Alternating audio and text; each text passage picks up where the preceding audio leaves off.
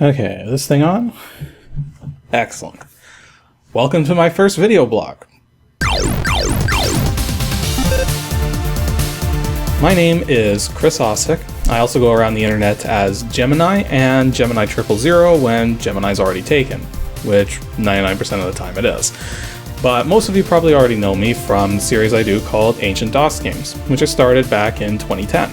And the reason why I'm doing this video series now is the past few months have been really hectic for me. I mean, like, I've moved twice on short notice both times, and there's just been so much going on and so much stuff to do that it occurred to me that there's not really a good way for me to, like, express myself. Like, I mean, Ancient DOS Games is a show about DOS games. Like, I mean, I do filler videos every so often, but it's not really often enough to really keep you guys up to date on things. So, I don't know, doing a series like this just seemed like a good idea.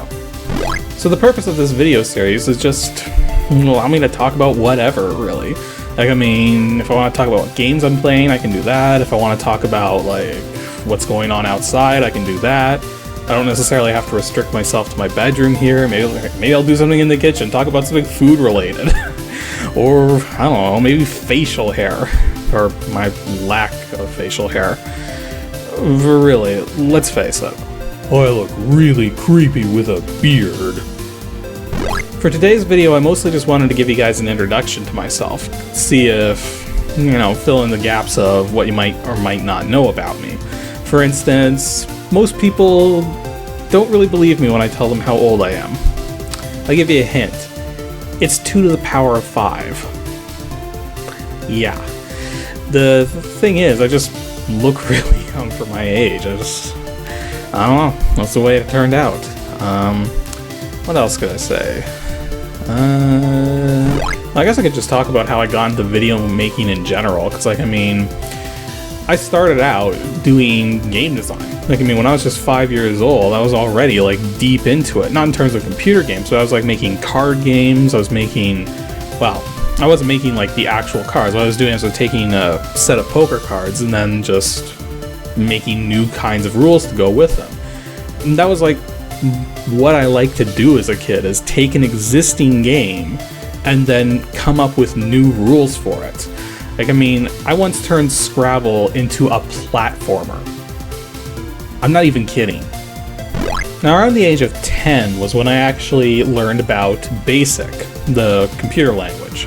And I just made all kinds of, like, really quirky little things because, well, I was just learning how to program when I was, like, really young there.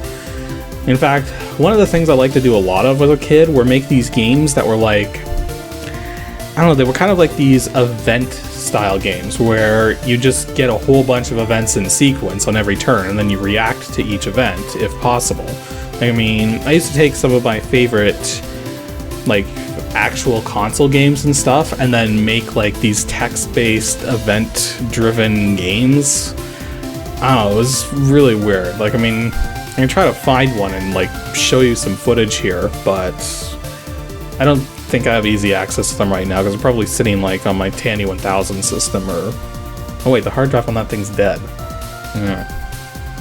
I realized pretty quickly, though, that if I was going to do anything serious with terms of game programming, I need to learn C or C++. But as a kid, I had no idea how to go about even getting access to that kind of stuff.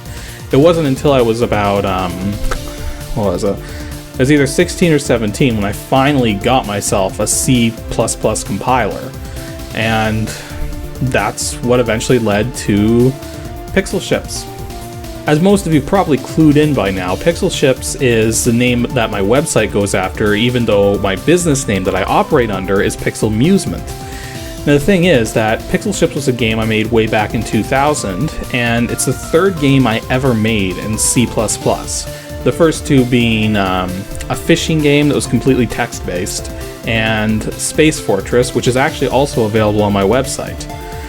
And the thing is, though, that this is just sort of how I really got into this, is like starting with just tinkering a little bit and then learning new things. Like, I mean, you haven't bought a book to learn some of the more specifics of doing DOS games, but DOS gaming was already on the way out when I started getting into C++.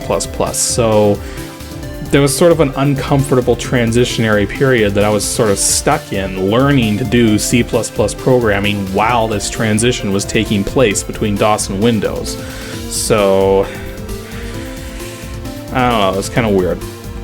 Now, a couple of people have noted that in my review of Math Rescue on ancient DOS games, I was kind of a little hard on it. Part of the reason for that is because in the years 2002 to 2004, I was actually doing professional programming for Neufeld Learning Systems, which is a company that specializes in educational math software. So I have a pretty good understanding of how to make that kind of software. So yeah, not much more to say on that one.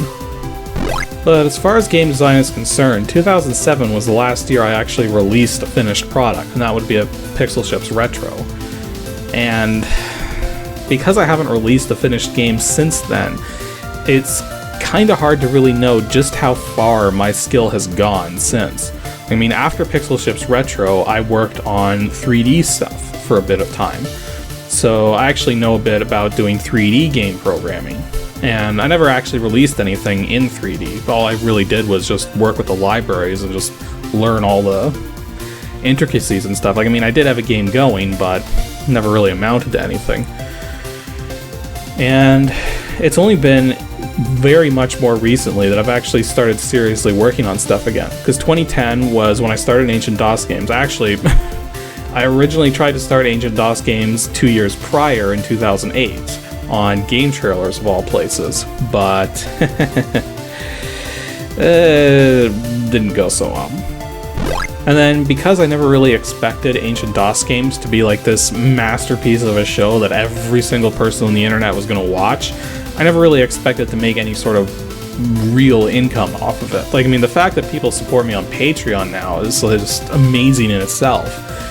But even that's still not, like, livable income. So that's why I've gone back to making games again. And it's not like I'm going to stop making videos or anything. I'm trying to fit it all together in a way that works. So for a lot longer than I really should have, I was working on this particular game project that I've since pushed to the side because it's not a bad idea for a game. It's just gonna blend in with everything that's already out there. So roughly around the end of 2014, i.e. just a number of months ago, I came up with one of my best ideas ever. And the thing is, nobody is making games like this right now, at least not on a regular basis. And nobody's really made a serious effort at this style of game in over 20 years. And here I am, not just making one game, but making a whole system that'll have numerous games in it over the stretch of years. So it's something that I have to do. So that's what I've been working on. It's about, out of the first 3 games that are going to be in that system, I'm about 70% done the first game. And it's the biggest of those 3 games, so that's why it's taking the longest. And not to mention all the moving nonsense that's been delaying everything as well. And then other than that, there's not really too much to say. Like, I mean, I'll give you guys bits and pieces as things go forwards, and we'll certainly find lots of stuff to talk about here, but I don't want these videos to run too long. These are mostly just supposed to be short little things to help fill the time. It'll probably be once every couple of weeks, probably release them on Mondays or Tuesdays.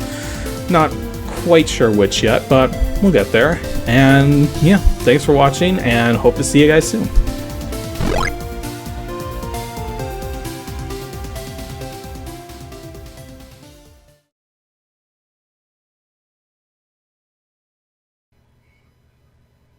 Seriously, this is like a month of growth here. It's like, I couldn't grow a normal beard even if I wanted to.